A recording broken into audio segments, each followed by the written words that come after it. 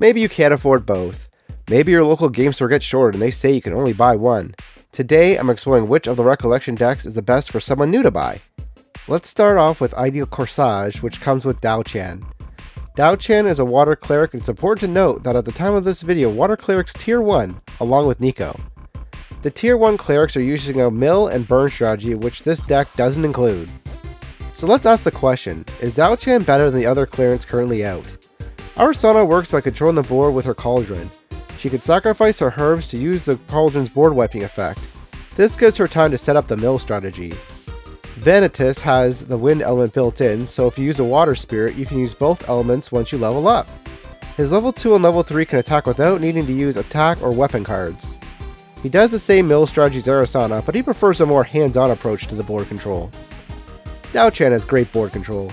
She has cards that place wither counters on any card that isn't a champion.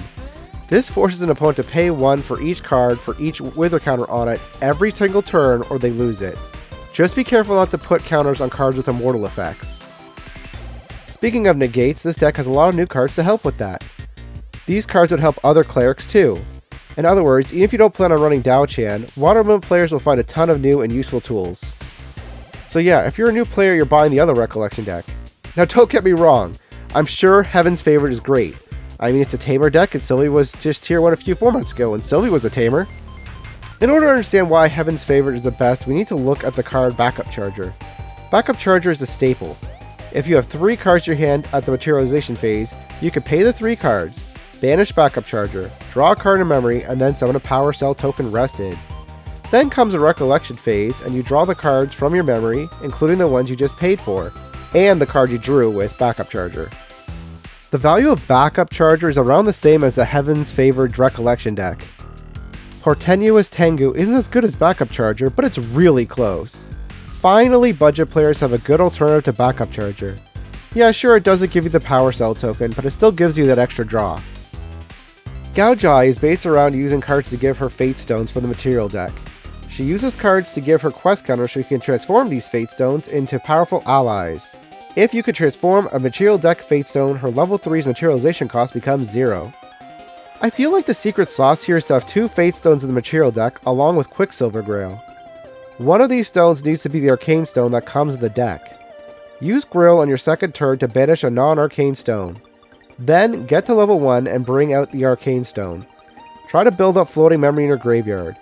Once you have enough resources in your graveyard and memory, use Grail to bring out your other stone.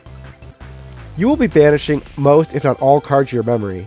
This might seem really bad, but the Arcane Stone gives you a quest counter for every card you banish from memory, meaning you could turbo and transform a stone extremely quickly. If you can get yourself to level 2, you could do this and get to level 3 for free. Getting all that card loss can be made up for with Incandescent Requillary.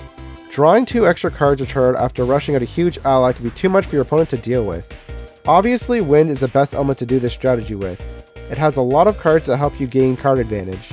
It also has Beseech the Winds to materialize its level 3 once your level 3 costs 0. Unlike Dao-Chan, this deck doesn't have too much else that works in other decks. Rousing Battle Drum can work in Sylvie as well, but I honestly don't think it's good enough for either deck to use. Do you think Portentous Tengu makes this Luxem deck better for new players? Is Dao-Chan going to make the current Tier 1 decks Tier 0? Let me know in the comments.